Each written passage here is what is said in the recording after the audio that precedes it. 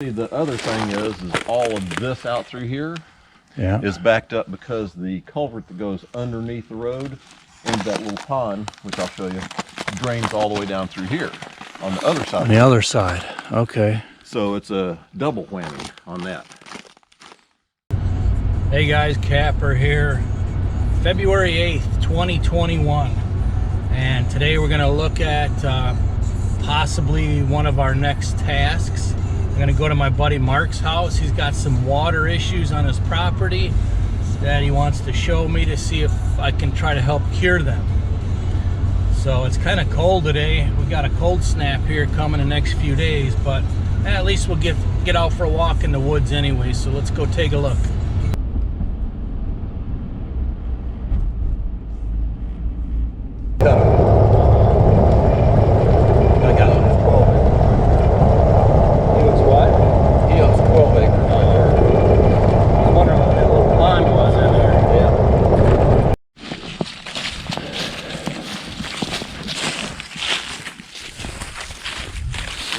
Just clogged up.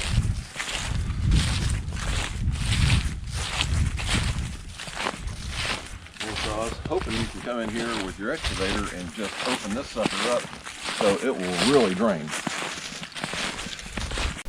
Hey guys, Capper here. Welcome back. Talking about a difficult one to unpack here. Today's assessment is going to be looking at multiple areas of Mark's woods that have become flooded. Now, they never used to flood. Only recently they started flooding. So this first block here, the first task would be to cut this road ditch much deeper and try to drain out this one block of timber. And then as we're going through this next one, this is actually a road you could see here. So you could see how flooded this is. And then I'm going to need to try to make a couple of canals to connect this flooded road that you're going to see more in a minute of all the way to the ditch by the road. And in addition, you're going to see the culvert at the road is going to be clogged, which is not that big of a deal to clean out. But look at this road here. In just a second, you're going to see how flooded it is. And the goal is going to be to try and dry out his woods because they never used to flood. And hopefully it's just a clogged ditch, but I don't know if we're going to have enough pitch or enough fall to get all of this water out, but we should be able to get a lot of it out. And then we're going to look at a pond site where he wants to dig a new pond here in just a minute. Something too to bring it over to here. Doesn't have to be far down in there, as you can see.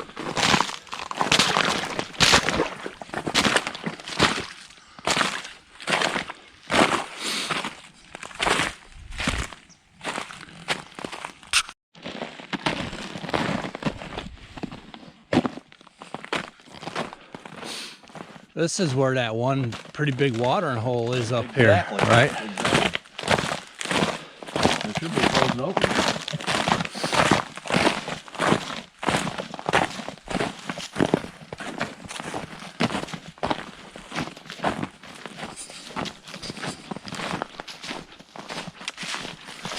Ooh, there's your mud run right here. Sheesh. That's exactly what I'm getting at.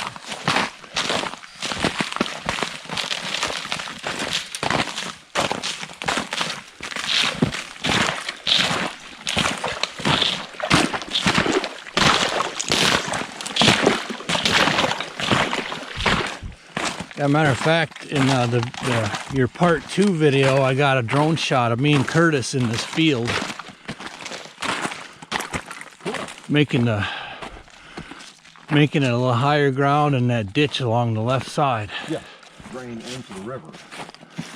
There's Wow, look at this, man. This is a mini pond right here. Yes, sir. I've never seen it all the way full. That's a dandy. All right, and here's a good after pick of plot number 2. It's hard to see this watering hole, but it's got to be almost 20 yards across long and probably 7 or so that way. You could see the dog down in there, and you see the dam here where I'm standing on. And I'm at the lower end of this field, and look at how beautiful this turned out. I got a fresh ditch cut all the way here because everything is running this way. So it's going to come down that ditch and just flow right into this watering hole very nicely. Full. That's a dandy. Isn't it nice? You could probably have some bluegill in there. I wouldn't know. So this field right here, Curtis and I did some ditch work and groundwork. We basically made a ditch along the left side of the woods there and drained that into the pond you just saw. And we built up this field so it would stay drier, and it has worked for the most part except for the very end where you're going to see. But now we're going to see another area of flooded woods where he wants me to make a new ditch cut and drain it out into a creek here. But our dirt work worked quite well here a few years ago for its intention, so let's keep moving on. So, I'm figuring another ditch line down through here. You can see it's been draining. When I was coming through here the other day, it was draining. Drain it, I mean, I'm talking about putting a ditch Okay. down through here. And you already created this one, started anyway. Yep.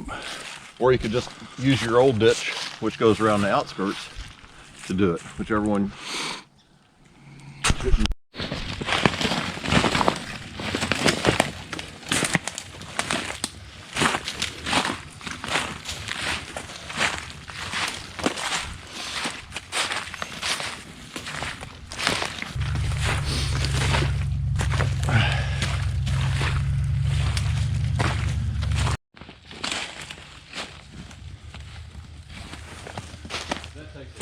Something like that. That one up there? Yeah.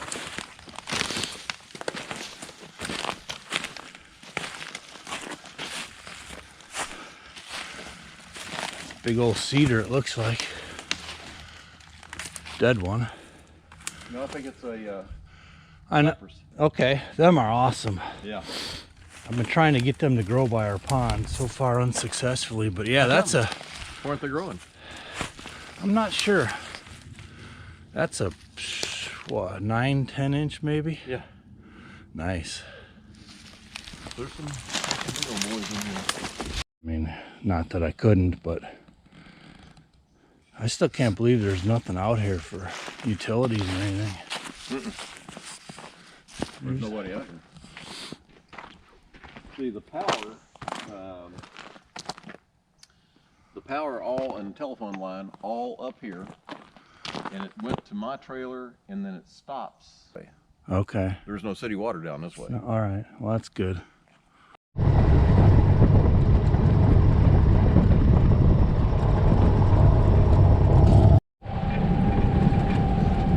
Persimmons and chestnuts.